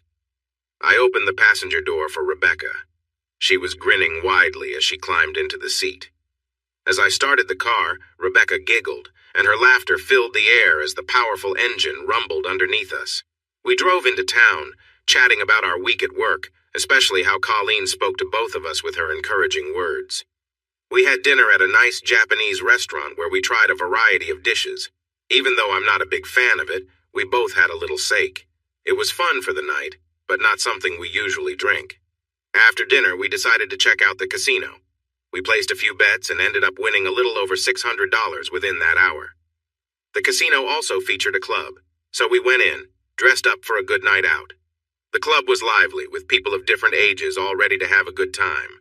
We danced for what felt like hours, and I had to admit, I enjoyed it when Rebecca playfully danced close to me, holding my hands.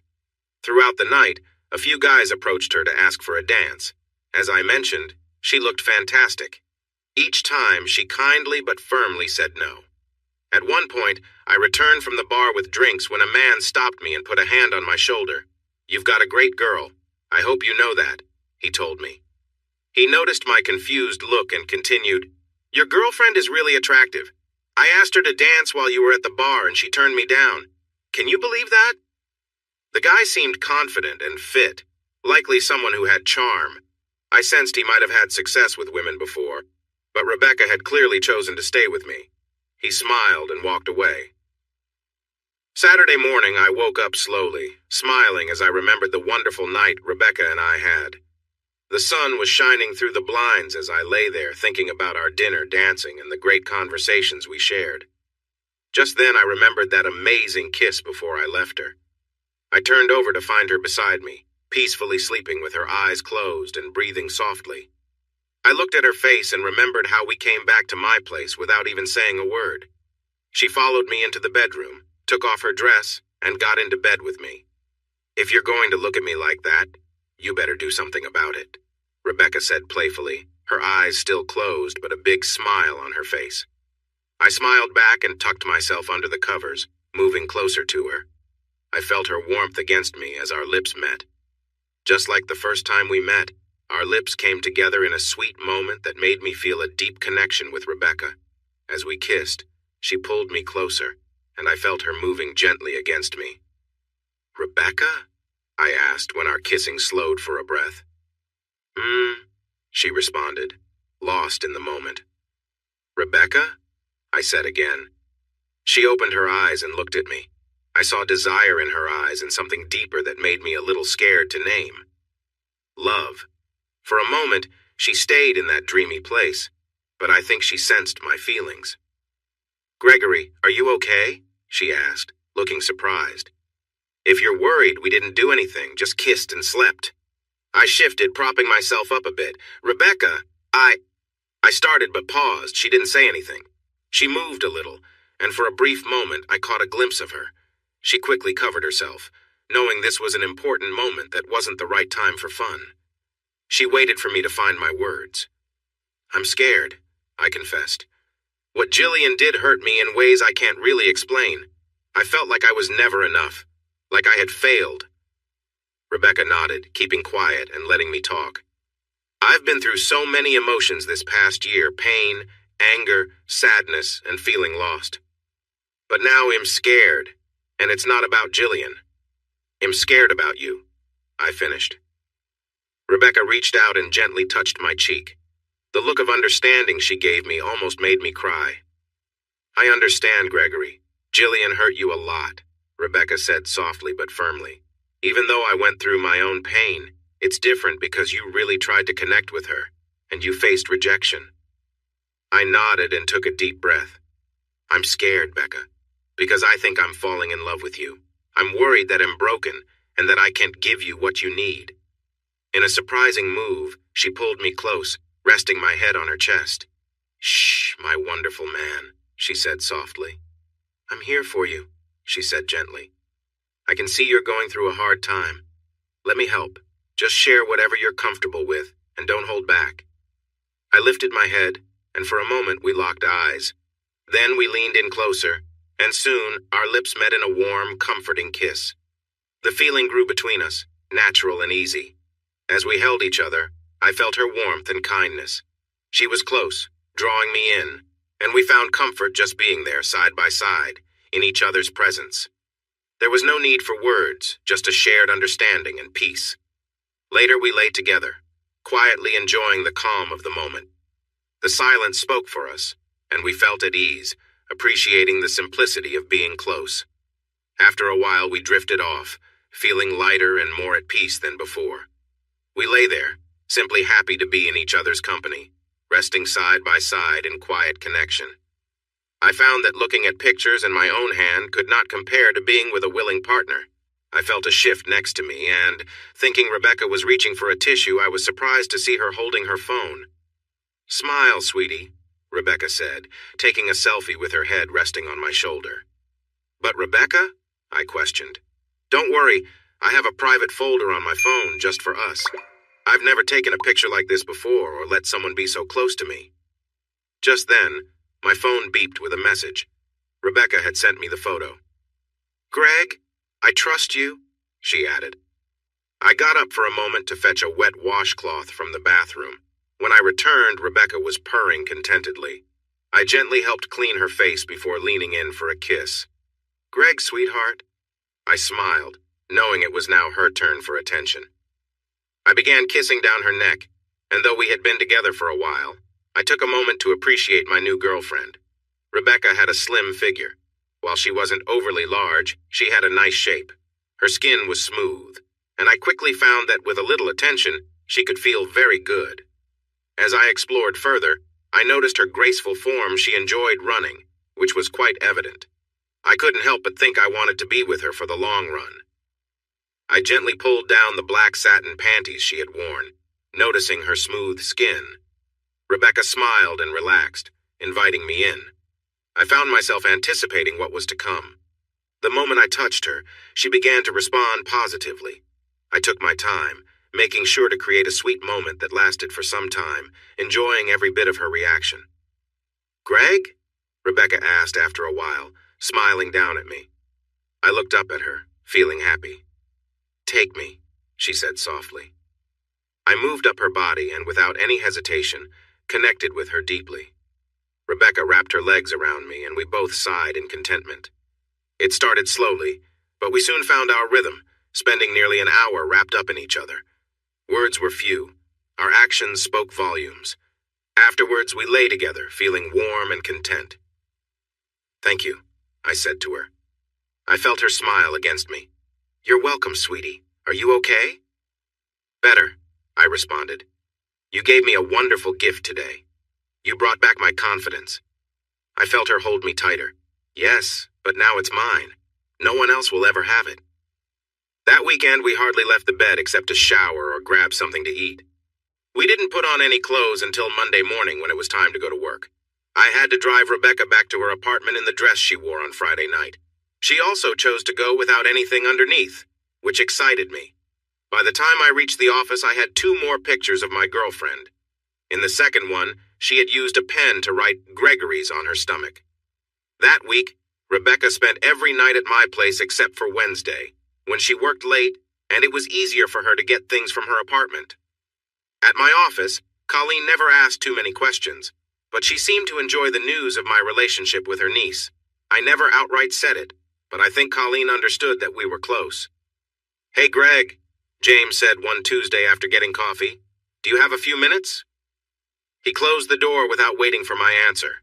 Sure, I replied, raising an eyebrow and motioning for him to shut the door completely. I could tell he wanted to discuss something important, probably related to Jillian. So, how are things going with you and Rebecca? He asked. Yeah, I smiled. It feels like we've been together for a long time, even though it's only been a few months. I understand that. Sherry and I have been together for almost 5 years, but it feels much longer. James looked worried for a moment. Oh, but not in a bad way. I mean, it's just... I raised my hand and laughed a little. I understand, James. It's not a bad thing. He nodded. Sherry and I are really happy to see you smiling again. We were wondering if you both would like to come over for dinner Saturday night? There was something hopeful in his tone that made me curious. I don't think we have anything planned, but I'll check with Becca. He nodded again. Greg, James said, getting to the main reason he closed the door. I sighed. Is it about Jillian? I asked. Kind of, James replied. You know about the Kensington audit we're working on? He asked. I was aware and nodded. Kensington was one of the 2 major companies we were dealing with. James was sitting in the second chair looking over some financial reports. We found a few problems and I need some help, he said to me. Okay, show me what you got, I replied. James spread out several reports on the table. Among the issues, it seemed that one of their middle managers had been taking money from the company and using it for some troubling things, including sending money to a woman and a child in the United States. From the audit log, it appeared this had been happening for several years. The manager was good at hiding the money by spreading it around different projects and accounts. The total amount taken was just under $2 million. I leaned back, trying to absorb everything. I was shocked by what this meant. "Let me make sure I understand," I said to James. "For more than 4 years, he's been taking money from the company for personal use, and it seems like he's also been using company funds to support a woman and child in another country." James nodded. "That's correct." "Wow," I said, trying to keep a straight face. "That's quite a story." James chuckled. A month later, we gave an initial report to Kensington, but kept the details to ourselves until we finished tracking down more information. They were worried about someone potentially cheating them and agreed that it was important to find out how serious the issue was before taking any steps. We asked for another month to investigate, and they accepted. 2 weeks later, on a Friday night, I arrived home to find Becca had let herself in and set up a candlelight dinner. She had poured me a drink and had a glass of red wine for herself. As we shared a meal of chicken bosquiola, I noticed a box in front of us. It wasn't the main topic of conversation, but I could tell Becca was aware of it. After dinner, while we were cleaning up and refilling our drinks, we moved to the lounge. Becca had dimmed the lights and started playing soft music. "Greg, I just want to say that the last 6 months have been the best of my life," she said. I opened my mouth to respond, but she raised her hand. "Wait, I just need to say this." She smiled warmly. "I know you were hurting when we first got together, but I was too.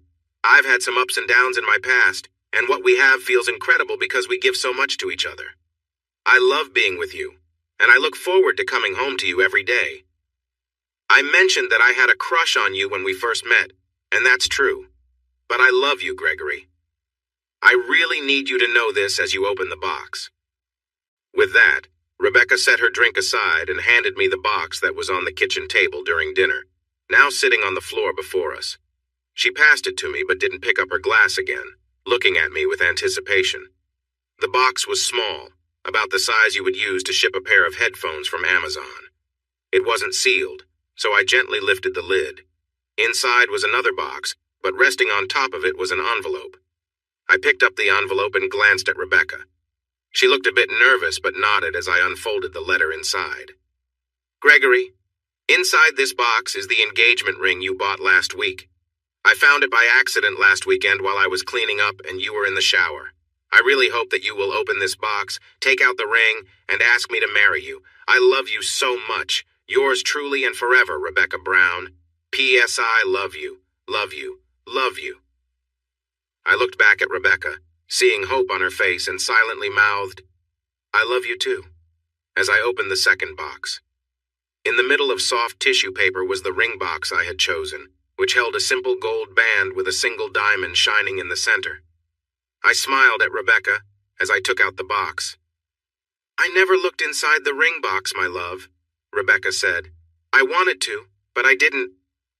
I nodded, then knelt down in front of her. Even though Rebecca had planned this moment a bit earlier than I expected, she gasped and smiled. "Rebecca Brown, from the moment you came to my door, you have shown me love. You have lifted me up and made me feel alive again. Before you kissed me the first time, I didn't think I would ever feel happy again. Waking up next to you for the first time amazed me as I saw how much you wanted to be close to me. In this world, I couldn't dream of a more beautiful partner. You always surprised me by taking chances but never letting me down. I had planned to do this in a couple of weeks at your family's barbecue. I don't think we can let this moment slip away." I opened the ring box. "Rebecca Beth Brown, will you marry me?" I asked. The words had barely left my mouth when she dropped to her knees and shouted, "Yes!" She extended her hand, and I placed the engagement ring on her finger. Then she kissed me, a warm kiss that filled me with joy. "Thank you, my fiancé," I said to her. "You will have the best wife and wait until we have kids. I can't wait for our family." Rebecca knew how much I wanted to talk about kids, and she loved teasing me about it. Just then, the doorbell rang, and I sighed as I had to step away from her to answer the door, not keeping her company to celebrate our new engagement. When I opened the door, I was surprised to see Colleen, along with Rebecca's parents, James and Sherry. "Congratulations!" They all cheered as I opened the door. I felt someone hug me from behind. "Sorry, I wanted to celebrate our engagement, so I invited a few people over. Just one last surprise for tonight," my soon-to-be wife said with a smile. We welcomed everyone inside, and her parents brought 2 bottles of sparkling juice. As they passed around glasses, I pretended to be upset since I had no idea about the surprise, but I couldn't help smiling. While Rebecca showed her ring to the ladies, her dad and James patted my back. We all sat down and spent the rest of the evening enjoying stories about our childhoods. Later that night, after everyone had left, Rebecca and I went to bed. Before we fell asleep, she asked me to take a few more pictures of her with her engagement ring. In those photos, she was happy and proud. About a month later, a lot happened in just 2 days. First, we delivered the completed forensic audit to Kensington. As we reviewed the report with them, it was clear they were not pleased. Heads would definitely turn, and the authorities might get involved. I tried to hide my excitement as I handed over the report. Kensington management didn't know I had an issue with the main person behind the fraud. The second thing happened that same afternoon. Rebecca had taken the afternoon off work to come into my office with some papers, wedding ideas, and to bring joy to the staff. While reading through the legal papers she handed me, I felt angry at my future bride for the first time. "Becca, you can't be serious about this document," I said, feeling more upset as I read on. "Why, love? This should help you feel secure about our upcoming marriage. You'll be protected, your house, the business, everything," she said. "I understand, Becca, but it's not fair to you. This agreement leaves you with nearly nothing," I replied. "It doesn't. I only have nothing if I cheat on you, which I would never do," she answered. "In every other situation, the things we share will be divided equally, and your business and assets are still safe." "Becca, I know you want to show me how much you care because of what happened with Jillian, but the protections I already have are enough." Rebecca raised her hand to stop me. "I get it, Greg, trust me. But this is my promise to you. The only way I'd end up with nothing is if I betray you. That's not going to happen," she said, holding my hands. I picked up a pen and signed the document. "I'm going to trust you, Becca. I know, love. We'll put this away and never need it." For the rest of the afternoon, we talked about the document a few more times. In the end, she was right. It went into a filing cabinet to gather dust. The third thing that happened occurred the next evening at home. I had just arrived, and Rebecca, who had moved in for good, asked me to take a shower. As I finished up, I heard shouting. I quickly put on some shorts and rushed out to the entry. "So I move out and he just moves on to someone else?" I heard my ex-wife yelling at Rebecca. I heard Rebecca laugh. "You walked out the door plain and simple.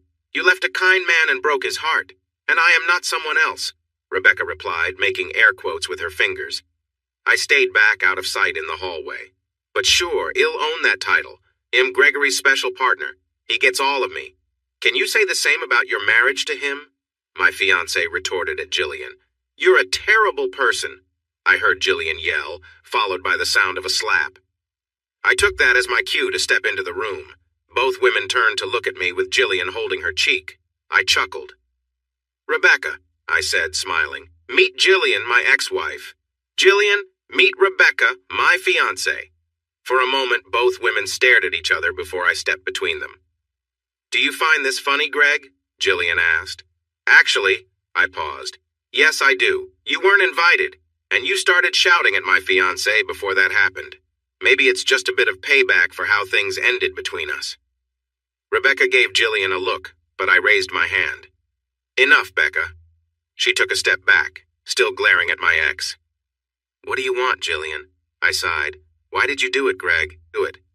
"Why did you have to ruin my life?" she asked, her anger shifting towards me. "What do you mean, Jillian?" I replied innocently. "I haven't had any contact with you in almost a year. You left me for someone else, and that's when everything changed." Rebecca let out a small laugh behind me. Jillian shot a frustrated look at Rebecca before turning back to me. "You didn't have to hurt Troy," she said, her voice softening. I couldn't help but chuckle, which made Jillian look a bit pale. "You need to be clearer, Jillian," I replied, crossing my arms. Rebecca wrapped her arms around my waist. "It was your audit that got Troy into trouble. You didn't have to do that, she said, her tone quieter now. Should I ignore fraud when I see it? Your new love took money from the company for bad reasons, I said to her. Fraud? Jillian asked, her face going pale. What do you mean? It was clear she didn't know everything. Yes, Jillian. The person you left me for had issues that you didn't know about. He used company money for harmful things. It's all in the report. I can share it with you if you want. She sank to the ground, looking defeated. It was the first time I saw her truly lost, her understanding of her life crumbling away. Rebecca and I watched as she sat on the front porch. Troy has been arrested, Jillian told us, the earlier anger replaced by emptiness in her voice. I hadn't known, but I suspected he would be in trouble soon. We've been married less than 3 months, and he's already in trouble, Jillian said. We watched her break down into tears. I'd be lying if I said I didn't feel a little sympathy for her. I was married to her for several years. We shared tender moments and talked about our dreams. I cared for her, but she also caused me a lot of pain. In a very harsh way, she left me without a second thought. I try to be a good person, but I struggled to stay kind when it came to Jillian. What should I do, Greg? Jillian asked, looking at Rebecca and me. Rebecca answered instead of me. You really have the nerve to ask him that after how you treated him? Rebecca said firmly, yet without anger. Jillian's spirit seemed to return a bit. He was mine long before he was yours, Jillian shot back. Rebecca laughed and held me a little tighter. He was never really yours, Jillian. You never opened your heart to him completely. You must have kept a part of yourself away to do what you did. That's not true, Jillian argued, looking at me. I felt like a statue as I watched the conversation. I gave everything to Greg when we were married. Rebecca chuckled. Sure you did. That's why the moment your true love returned, you began seeing him behind your husband's back. You embarrassed him in front of others and tried to take his home, his investments, and his business, right? That's really giving yourself to Greg. For a moment, Jillian was silent. I felt like she might just disappear, understanding the consequences of her actions. Rebecca stood up and walked over to Jillian with surprising kindness. Jillian, Rebecca said softly, you don't know my story. When I first met Greg, I wasn't in a good place. He was happily married to you, and I could see how much he loved you during our brief talks. I later learned more about him, and I must admit I felt a bit jealous of you. Jillian looked up, surprised. Rebecca continued, and I leaned against the doorway, arms crossed. When I found out what you did to him, I was furious. I wanted to confront you and show you what you were giving up. Jillian nodded slowly, her gaze fixed on the ground. But then, Rebecca said, glancing at me and smiling, I was at a barbecue for Greg the weekend his divorce from you was finalized. Jillian looked at me, pain evident in her eyes. I stayed silent, curious about where Rebecca was headed. He was in shock. Even Aunt Colleen struggled to reach him. Jillian quickly turned to Rebecca, surprised by what she said. Rebecca continued. Yes, Colleen is my aunt, Rebecca began. Anyway, Greg was in a rough place. You'd left him and he was struggling. The kind, gentle person I'd known had changed. My heart hurt seeing him that way. Both women looked at me, then Rebecca with warmth, and Jillian with regret. That evening, though Greg didn't notice, everyone there was trying to support him. He was open about his pain, and people could see how deeply he'd been hurt. I think almost everyone at the barbecue gave him a hug, including me. Rebecca gave me a soft smile. Jillian pulled her knees up to her chest, hugging them as she listened. After I hugged him, he thanked me. I realized then that I could help. I knew I could be there for him, helping him out of that dark place. That was the moment I felt a pull in my heart to be a part of his life and bring him comfort. We all sat silently for a moment. The next week I came by to see him, and when he opened the door, Rebecca continued, smiling at the memory. I gave him a big, warm hug and then gave him a playful slap on the shoulder, telling him he needed to look after himself. Jillian's eyes widened, looking between Rebecca and me as we both shared a smile, thinking back to that day. That was it, Jillian, Rebecca went on. From then on, I knew I wanted to be by his side. I'd never loved anyone like I love Greg. The thought of hurting him like you did is unimaginable to me. You let go of someone who could have given you everything. And in a way, am grateful because it brought him into my life." There was another moment of silence as each of us got lost in our own thoughts, reflecting on how things had led us here. "How can you say that?" Jillian finally asked Rebecca, looking down. "How can you say he's your everything? What about your past relationships?" Rebecca chuckled. "Jillian, my past relationships don't even compare. This feels different, deeper. Greg means the world to me, and I'm grateful for the chance to love and support him. He's shown me what real love is, and I can't imagine life any other way." Rebecca glanced at me, and we shared a quiet understanding, knowing we had found something special together. "Did you ever come home early and surprise him when he arrived? Did you ever ask him to show you his love in a way that made you feel truly wanted?" Jillian was a bit shocked by Rebecca's bold words. Rebecca was clearly enjoying the moment. "And you know he really knows how to love. He has so much energy. And Jillian, remember how amazing he is at showing affection? Why wouldn't I want to give him everything I have? Look." She paused and took out her phone, and I could see Jillian's eyes growing wide as Rebecca opened her private collection of photos, scrolling until she found the first one they took together. "This," Rebecca said, holding the phone up for Jillian to see, "was me asking Greg to show his love for me. I wanted him to feel connected to me. Just the thought of him being so close was overwhelming. To me, it felt like the best feeling ever. He is my partner, and I am his." Jillian was breathing heavily, her face red with a mix of embarrassment and emotions. Rebecca kept going. "You wonder how I can be so open. It's simple. To me, there's no greater way to show my love for Greg than by being open with him." Rebecca put away her phone. Jillian leaned back against the wall, looking defeated. "What do I do now?" she asked softly. "I gave up everything for a dream." Rebecca shrugged. "Honestly, I don't mind what you do." Jillian looked at her, surprised. "I'm just reminding you of what you lost, and that I won't let you back into his life. He is mine, and if you try anything well, I can be very protective of my happiness." Rebecca then came back to my side. I finally spoke. "Jillian." My ex looked at me, defeated. "Rebecca is right. She is my partner, and I fully commit to her. We're planning to get married and start a family, hoping to love each other deeply for the rest of our lives. And about love, it's true. I don't feel the same way for you anymore. I remember having loved you, but because of your betrayal and with Rebecca in my life, that love is gone." If Jillian could look any more heartbroken, I couldn't imagine how. "And to be honest," I added, "I don't really have good feelings for you.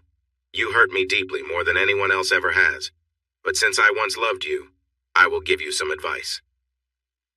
Jillian looked up at me. "Leave Troy," I said.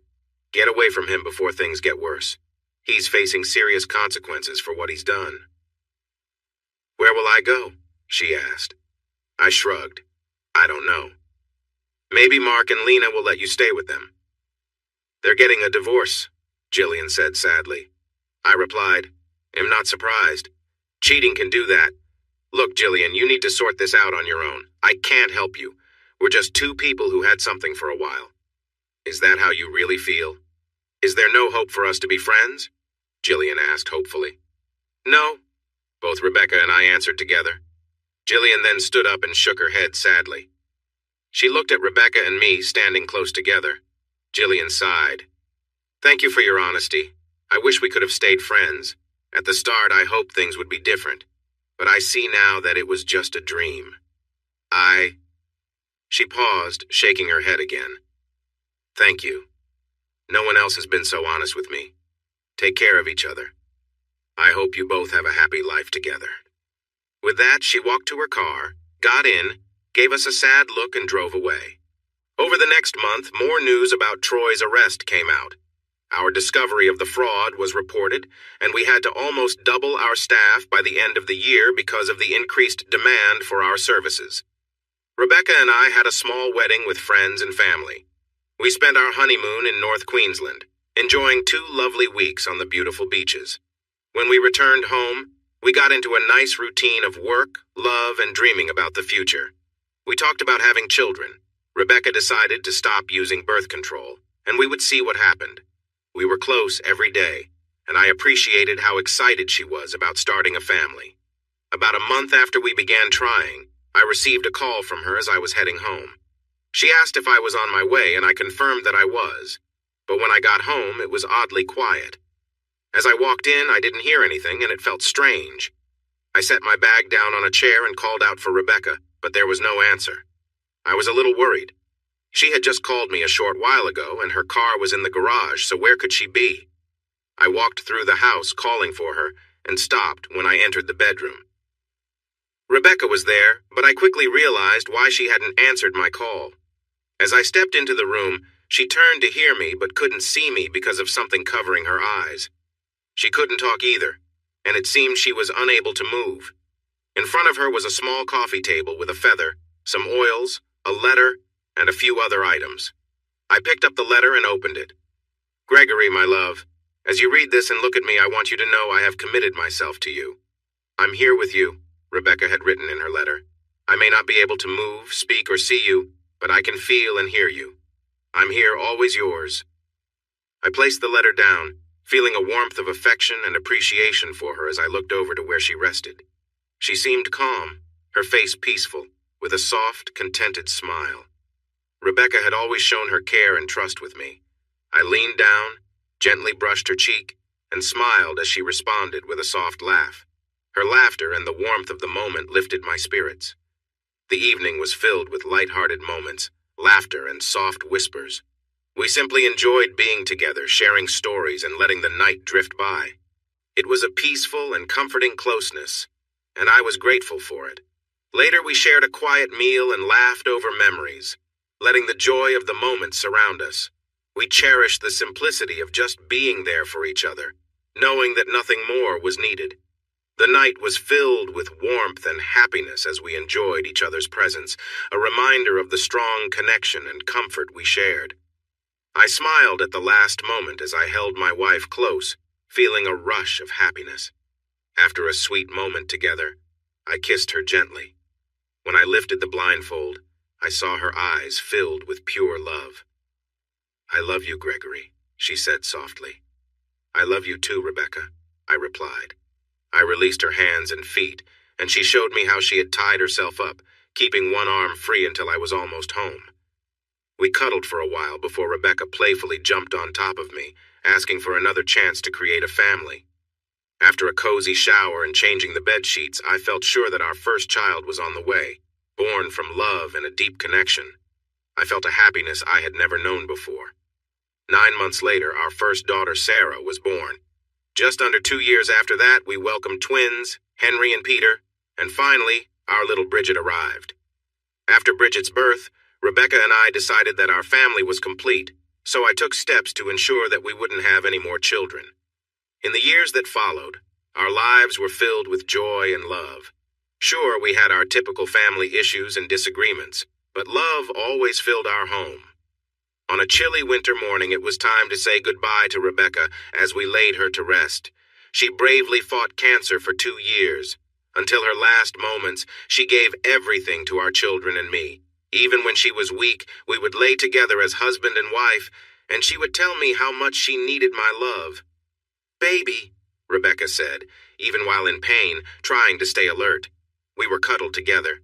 "You're going to be okay, you know that. I won't leave you alone." "I know," I said, stroking her hair. "We'll be apart for only a little while before I find you again." Rebecca smiled, thinking of a time when I got stuck in a blizzard, waiting for her at a cabin in Canada. For weeks, we communicated through video calls, and she showed me the many ways to make the most of our time apart. When I finally arrived, we spent an unforgettable week together. "Will you miss me?" she asked. "Of course I will miss you with all my heart," I replied. We lay there, comfortable in our quiet connection. Not long after, she clutched my arm tightly. "I'm scared," Rebecca admitted, tears forming in her eyes. I can feel my body shutting down. Her tears fell onto my chest, and I couldn't help but cry too. We had been married for over 30 years, had 4 children, 6 grandchildren, and another on the way. Traveling the world together, and now this. "Shh," I whispered. "He'll be here the whole time. I'm not going anywhere." "I know," Rebecca replied. "That's what keeps me going." We were quiet for a few moments. "Greg?" Rebecca called softly. "Yes, my dear?" I said, gently kissing the top of her head while holding my wife close. "Be with me one more time. I want my last memories to be of us together," she asked quietly. I smiled as we shared a tender moment for what would be the last time. The next day, the kids came with their families, and we all gathered around Rebecca. She seemed much weaker than the day before. We could all see she was nearing the end as her skin changed color. Throughout the day, we shared stories, laughing and remembering the good times. We cried and even sang together in those final hours. The kids said their goodbyes and then stood close to the bed while I held my wife. "I love you," I told her, feeling like we had only moments left together. Tears began to fill my eyes. "And I love you," she replied softly, her eyes starting to lose their spark. Her frail hand reached up and touched my cheek, reminding me of our first days together. We smiled and she pulled me closer for a kiss. Suddenly it felt as if all the years had melted away. In my arms, I saw her as she once was, without illness, youthful and full of life. Her eyes shone with love and I felt overwhelmed by her affection. Even as she took her last breath, I felt the warmth of her love. I held on, my eyes closed, tears soaking the sheets as she slipped away. I cried, feeling like a part of me was gone forever. My family surrounded me and we all wept openly. Rebecca, my wife and the mother of my 4 children, had been my true love, my soulmate. I knew life would be different without her.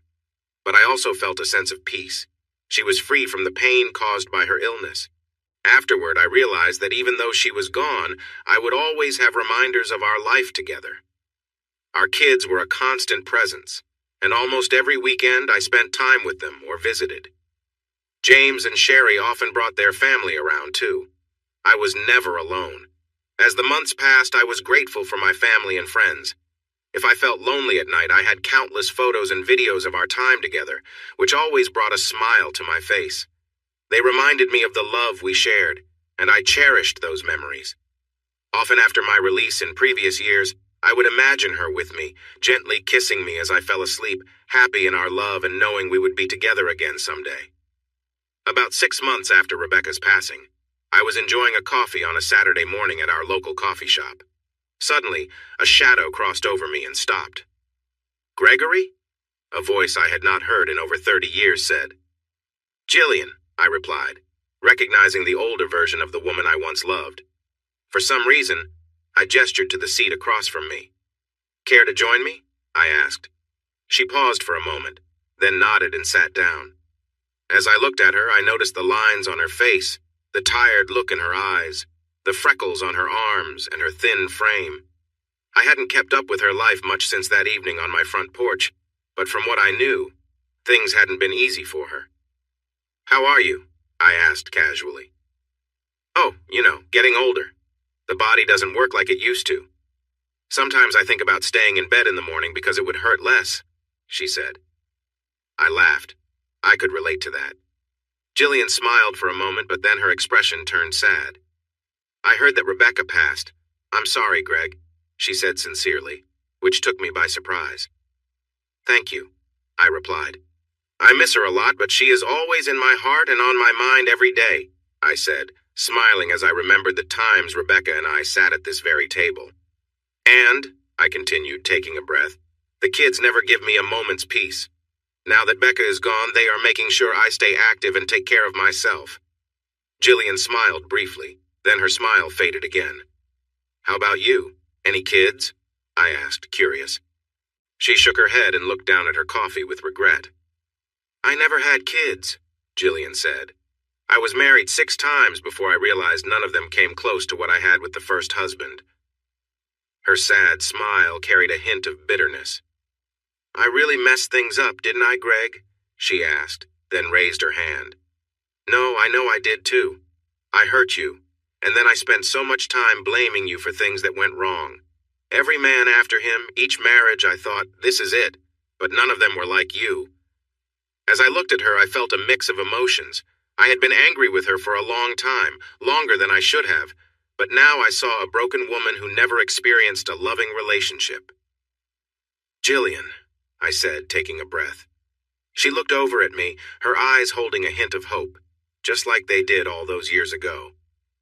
I think you need to be kinder to yourself. 6 marriages? They couldn't all have been as difficult as Troy. Surely a few of those men were good to you? For a moment, her gaze seemed distant, as if she was lost in a memory I couldn't see. You're right, Barry. My 4th husband was a kind man. And you're also right. I never truly forgave myself for what happened between us.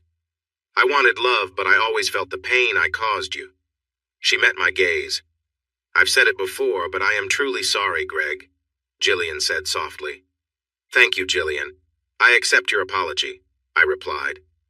It was time to move forward. We both smiled. We talked for the next few hours. I shared stories about my life with Rebecca, our kids, and our day-to-day experiences. Jillian talked about her hobbies and how she spent her time since retiring after more than 25 years in local government. Greg, you don't think that? She asked carefully as we got up from the table to go our separate ways. I smiled and shook my head. No, sorry, Jillian. I love my wife too much.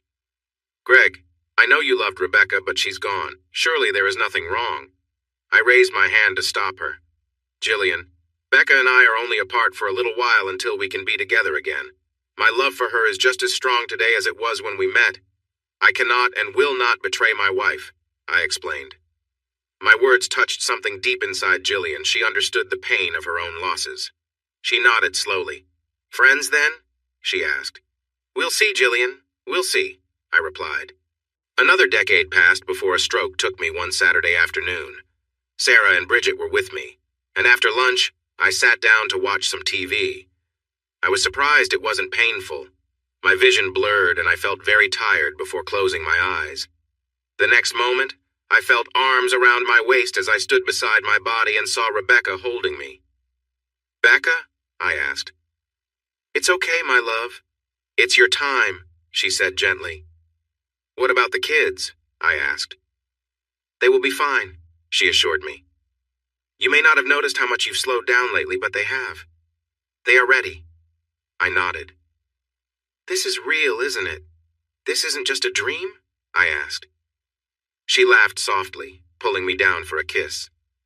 If it is, what a lovely way to go. Kissing your wife at the end. I smiled. But no, this is as real as it gets. Look, here come the girls, Rebecca said. For the next hour, we stood together and watched as my family gathered around and shed tears. But I also heard laughter as my children shared stories about Rebecca and me, sharing memories both joyful and sad. As Rebecca and I stood together, our arms wrapped around each other, we felt proud that our family was strong and would be okay in the future, even without us. When the paramedics arrived to take my body away, Rebecca and I took turns hugging and kissing the kids.